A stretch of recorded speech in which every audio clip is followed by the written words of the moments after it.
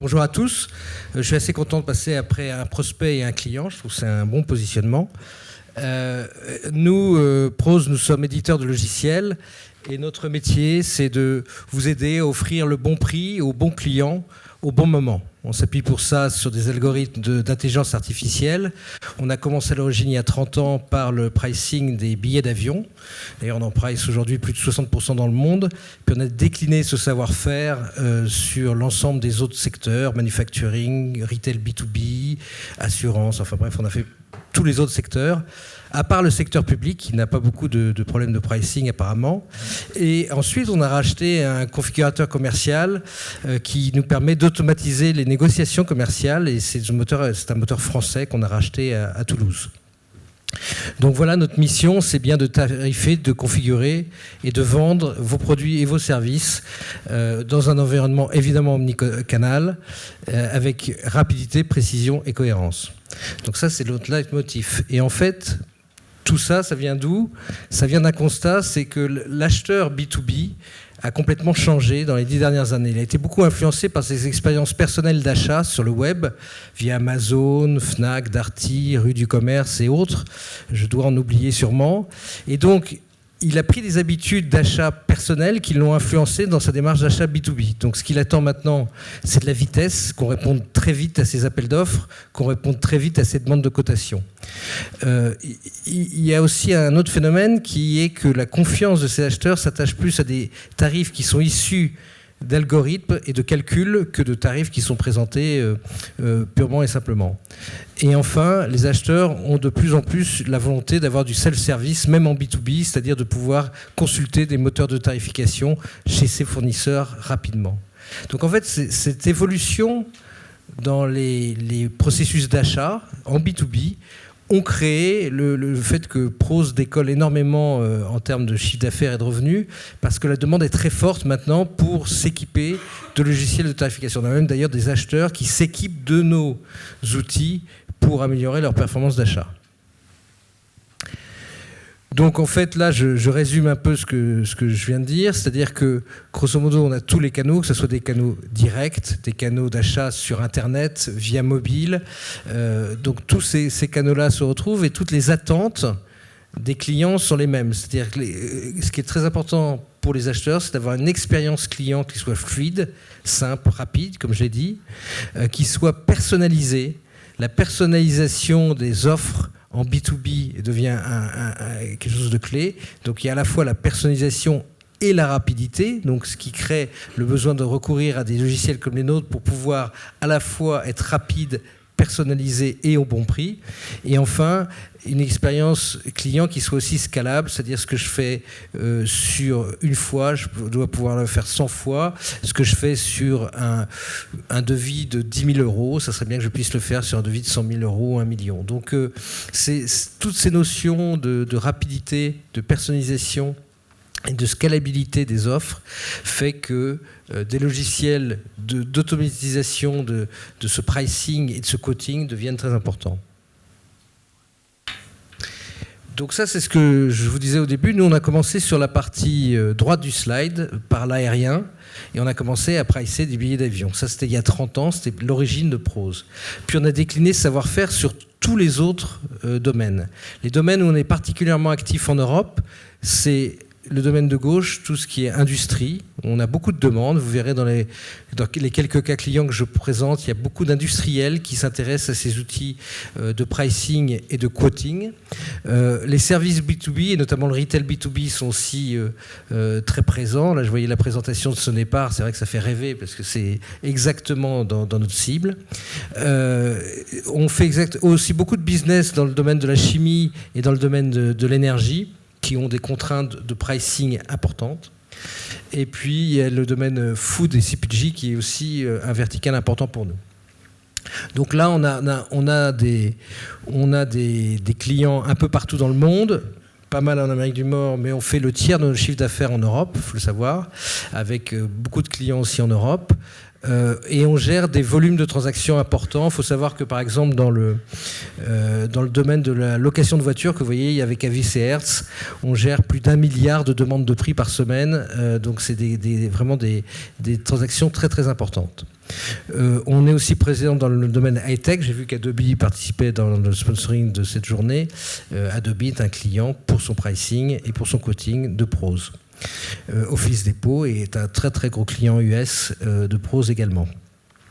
Donc voilà, une grande diversité de clients qui est liée au fait que le prix et la rapidité d'établissement des prix devient un levier très important. Ça correspond en fait à une évolution des logiciels. La plupart des logiciels automatisent des tâches administratives et trouvent le ROI dans le nombre d'équivalents temps plein qu'on aura économisé suite à la mise en place du logiciel.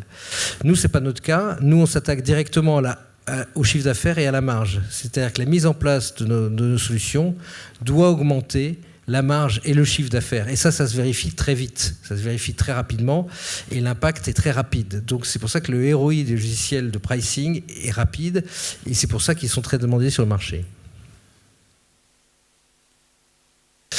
Donc là, je vais vous présenter deux références en France. J'aurais pu vous en présenter ailleurs, mais en France, donc le groupe Saint-Gobain, on équipe 4 business units importantes de Saint-Gobain. Ce qui est intéressant, c'est qu'elles correspondent à des métiers assez différents. Vous avez Pont-à-Mousson, c'est les tuyaux, la production de fonte, etc. Vous avez Saint-Gobain Glace, qui est une autre spécialité industrielle de Saint-Gobain, historique. Mais vous avez aussi La Paire et Point P qui sont vraiment des business complètement différents avec de la distribution B2B qui sont clients. Donc on a des cas d'usage très différents d'une business unit à l'autre. Ce qui est bien dans cette histoire, c'est que comme on a réussi dans une business unit, on s'est déployé dans les autres. Et ça, c'est une notion qui est importante chez nous, c'est-à-dire que nous, on est un éditeur en mode SaaS, c'est-à-dire qu'on loue nos solutions, on ne les vend pas sous forme de licence, on les loue. Et donc, on est très tributaire en termes de chiffre d'affaires récurrent sur le succès de nos clients. C'est-à-dire si un client n'est pas content de nos solutions, il arrête de nous les louer et donc on perd le chiffre correspondant. Donc, la satisfaction client chez nous est clé. Saint-Gobain en est un exemple. Il faut savoir qu'en moyenne dans le monde, on a plus de 95% de rétention de nos clients et que ce chiffre-là est clé pour nos comptes de résultats mondialement. Donc là, le dernier qu'on a signé chez Saint-Gobain, c'était Pont-à-Mousson. Leur problématique était simple. Ils avaient un process de vente long, avec énormément d'allers-retours entre les vendeurs et les usines, parce qu'ils font pratiquement du sur-mesure tout le temps. Et donc, ces allers-retours généraient des erreurs et un cycle de temps très, très long, donc un cycle de vente très long. Et donc la réponse à ça a été notre outil d'automatisation de négociation commerciale, ou pour les experts dans la salle de CPQ. Et cet outil-là doit leur permettre, effectivement, c'est en cours de mise en œuvre, doit leur permettre de réduire drastiquement leur cycle de vente. C'est vraiment ça qu'ils cherchent. Ils vont avoir ça, puis ils vont aussi avoir tout l'historique de leur négociation commerciale dans le monde, ce qu'ils avaient d'une façon éparse avant. En centralisant un outil de cette nature sur toute leur force commerciale dans le monde, ils vont pouvoir comparer effectivement un tuyau de fond de tel diamètre, telle longueur, voilà, il se vend tant au Brésil, il se vend tant en Europe, il se vend tant en Russie, et pouvoir faire des comparaisons et améliorer finalement leur tarification basée sur l'historique des négociations. Donc voilà, La Paire, c'est un cas qui est pratiquement B2C, je passe vite dessus. Point P, c'est un cas vraiment B2B en termes de distribution de retail B2B. Et donc, en ce qui concerne La Paire, l'idée, c'était vraiment, là aussi, de raccourcir les cycles. Donc, en fait, sur Saint-Gobain, le driver principal, ça a été le raccourcissement et la fiabilisation des négociations commerciales. L'Oxam, c'est un autre exemple qui, lui, est complètement dans notre partie pricing, c'est-à-dire qu'eux, leur but, c'était de d'augmenter leurs tarifs ou de fournir le meilleur tarif, avec deux cas d'usage complètement différents. C'est-à-dire que l'Oxam, il y a plus de 750 agences en Europe. Donc là, c'est des ventes au comptoir, où ils doivent décider très vite du prix qu'ils font pour un appareil donné, pour une durée de location donnée. Donc il y avait des millions de combinaisons possibles, et auparavant ça se faisait, pas la tête du client mais presque, enfin ça se faisait d'une façon assez empirique, on va dire. Et là ils sont passés sur un mode où ils ont... La personne au comptoir a un prix qui lui est proposé instantanément, c'est-à-dire pour une durée, pour un matériel donné, il a un prix qui lui est proposé. Après, il peut ou pas dévier de ce prix, mais en tout cas, c'est tracé. Et donc, on fiabilise complètement le pricing au niveau européen chez l'Oxam. Donc ça, c'était quelque chose de très important pour eux. Ils avaient un deuxième cas d'usage, qui était un cas d'usage qui était plus lié aux ventes sur contrat cadre, c'est-à-dire qu'ils ont des clients B2B, qui effectivement font des appels d'offres, ils répondent à ces appels d'offres, et là encore, le prix de leur réponse doit être calculé, monitoré, et après, les déviations par rapport à ce prix-là sont suivies chez l'Oxam. Donc, sur ces deux canaux, que ce soit le canal B2B via RFP ou au comptoir, ils ont des propositions de prix, et ils ont un suivi du respect ou non de ces propositions de prix. Le but, c'est tout simplement une augmentation de chiffre d'affaires de l'ordre de 3 à 4%, et une augmentation de la marge bien plus importante derrière, puisque pour un chiffre d'affaires de 2 ou 3% incrémental, la marge incrémentale prévue était de l'ordre de 10%.